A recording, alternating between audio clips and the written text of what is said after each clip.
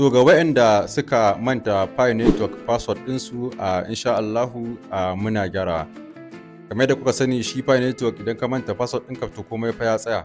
Sannan kuma akwai dukiyarka a ciki, yana da kyau ka bi hanyoyin da ya kamata ka bi wajen yadda za ka yi ka lalubo dukiyarka.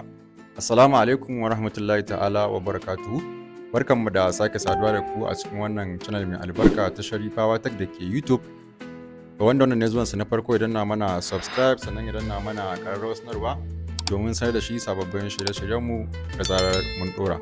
Su kamar da na bayani a baya, ga waɗanda suka manta Pi Network password ɗinsu muna gyarawa. Idan ya kasance ka manta Pi Network password ɗinka, kaga ba ka da damar yin KYC ne ko kuma migration ne ko kuma 2FA authentication ne da dai sauran abubuwa su liveness check da abubuwa da dama duk baka da dama yi, domin ba ma ya barin ka kana shiga ciki, ballantana ma har ka je ka ce za ka saka KYC ko kuma ka yi liveness check ko kuma migration ko wani abu makamantan haka. Ina fata an fahimta. Kuma wannan abu ne wanda yake da matukar muhimmanci.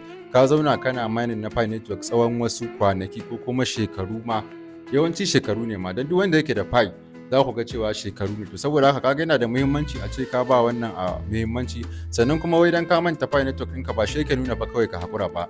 A'a, shi fa sabga Pi Network fa abu ne fa na lokaci mai tsayi, kuma abu ne wanda idan muka tsaya muka nutsu za mu amfana da shi ƙwarai da gaske.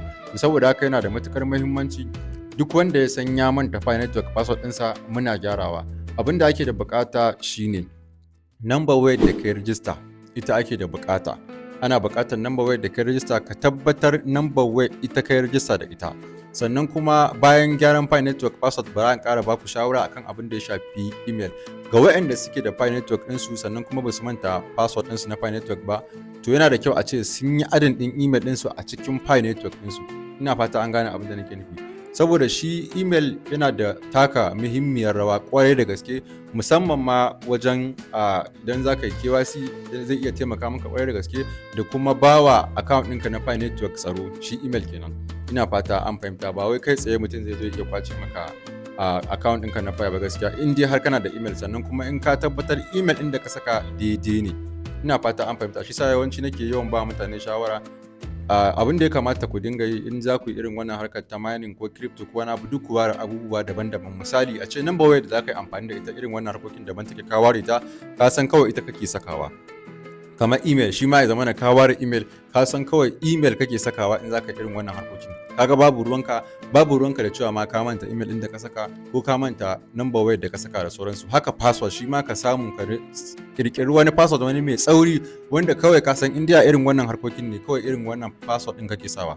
Kaga za ka samu nutsuwa, kuma ba za ka dinga manta abubuwa ba. Kawai ana zuwa guri kaza, dama ka san kai password ne, in number waya ce, in email ce, to dama ga waɗanda kake saka. Kaga baka da matsala, komai za ka dinga yin shi successful, ba sai an zo za a ci kasuwa ba ko wani abu ya fashe a zo a yi ta fama, na manta email da na saka, na manta password da na saka, number waya da na saka, ina kokonto da sauransu. Ina fata an fahimta. To dai ga wanda ya manta Pi Network password ɗinsa muna gyara. In dai har ka san number wayar da kai register ta Pi Network ɗin tana nan, to za a gyara maka insha Allah. Kar ku manta kuma a dinga liking da subscribing da sharing domin samun sababbin shirye-shiryenmu da zarar mun dora, saboda za mu dinga kawo muku update ba ma akan Pi Network ba, akan abubuwan da suka shafi cryptocurrency da abubuwan da suka shafi technology. To hakan yin subscribing shine zai baka dama wajen samun sababbin shirye-shiryenmu da zarar mun dora, ka samu ilimi akai. Ina fata an fahimta. Mun gode.